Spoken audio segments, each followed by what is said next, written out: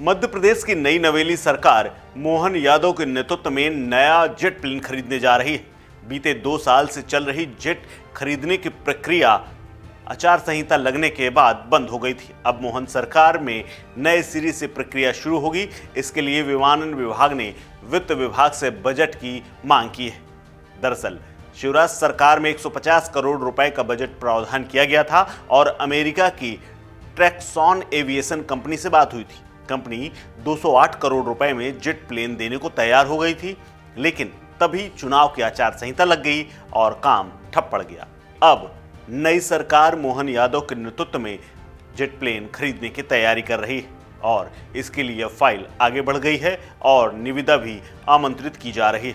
मध्य प्रदेश में किसी भी मुख्यमंत्री के पास अब तक का ये सबसे महंगा प्लेन होगा, लेकिन इसके लिए तकरीबन 2 साल से ज़्यादा का इंतजार भी करना पड़ सकता है, क्योंकि इससे पहले तत्कालीन मुख्यमंत्री कमलनाथ ने जो प्राइवेट जेट खरीदा था उसका दाम करीब 62 करोड़ रुपए था। वो उन्होंने अपनी पसंद से खरीदा था, लेकिन शिवराज सरकार ने 12 निजी विमानन कंपनियों के साथ एक टाई अप किया था।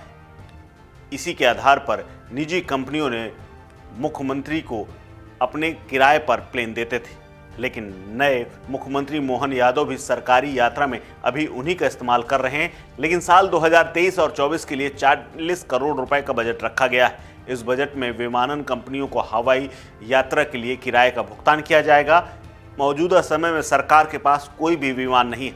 ऐसे में राज्य सरकार ने अभी अलग अलग विमानन कंपनियों के साथ टाई अप किया हुआ है, जो समय समय पर जरूरत के हिसाब से प्लेन देती रहती है और उनका किराए का भुगतान बजट से किया जाता है। बता दें कि राज्य सरकार ने 13 साल में 113 करोड़ 45 लाख 70,537 रुपए विमानन कंपनियों को किराए के रूप में भुगतान किया है और अब इस साल भी हवाई यात्रा के लिए किराए में ही विमान लिए जा रहे हैं। इधर जेट प्लेन के उतरने और उड़ान भरने के लिए प्रदेश भर की हवाई पट्टियों को फिर से विकसित किया जा रहा है। शिवराज सिंह की शुरुआती सरकार के दौरान सरकारी हवाई जहाज को लेकर काफ़ी उठापटक हो रही थी।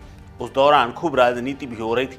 बाद में जब उन्हें समझ में आया कि अपना हवाई जहाज खरीदना, उसका मेंटेनेंस करना, हैंगर में रखना एक मुश्किल काम है और सरकार के लिए ये सब ठीक भी नहीं है, इसीलिए उन्होंने प्राइवेट कंपनियों के साथ किराए में हवाई जहाज ज़रूरत के हिसाब से लेना शुरू किया और 12 कंपनियों के साथ एग्रीमेंट किया। अगर किसी कंपनी का हवाई जहाज कभी खराब हो जाता है या कोई दूसरी स्थिति आ जाती है तो ऐसे में दूसरी कंपनी से वो मंगवा लेते थे। किसी तरह की कोई परेशानी नहीं होती थी। पिछले 13 साल में सरकारी खजाने से मुख्यमंत्री एवं अन्य अतिथियों के लिए हवाई किराए के रूप में केवल 113 करोड़ रुपए खर्च हुए और ये हवाई जहाज की किराए में चुकाई गई रकम नया खरीदने से करीब आधी है और मेंटेनेंस से भी फ्री रहते हैं। तत्कालीन कमलनाथ सरकार ने भी अपनी सरकार में 62 करोड़ रुपए का प्लेन खरीदा था, लेकिन कोरोना संक्रमण के दौरान जब वो रेमडेसिविर लाते समय ग्वालियर में दुर्घटनाग्रस्त हो गया, उसके बाद वो खराब हो गया। सरकार ने दरअसल इसका भी बीमा नहीं कराया था, इसीलिए उसे ठीक भी नहीं कराया जा सका और 62 करोड़ रुपए का जेट प्लेन अब कबाड़ हो चुका है। तब से प्लेन वहीं है। राज्य सरकार उसे भी बेचने की तैयारी कर रही है। प्लेन के दुर्घटनाग्रस्त होने के बाद से ही राज्य सरकार किराए के विमान का उपयोग कर रही है और अब नई सरकार में जेट प्लेन खरीदने की प्रक्रिया नए सिरे से आगे बढ़ाई जाएगी। अब देखना है मोहन सरकार, जबकि पहले से ही कर्ज में डूबी हुई है और अब मध्य प्रदेश का बजट खुद गड़बड़ाया हुआ है। तमाम योजनाएं पेंडिंग पड़ी हुई हैं जिनकी घोषणा की गई थी, उन्हें लागू करना है, जिसके लिए भारी भरकम बजट चाहिए। इसी बीच में सरकार जिस तरह से प्लेन खरीदने की योजना बना रही है उसको लेकर कुछ लोग आलोचना भी कर रहे हैं। इस खबर में फिलहाल इतना ही। अपडेट्स के लिए बने रहिए वन इंडिया हिंदी के साथ। नमस्कार।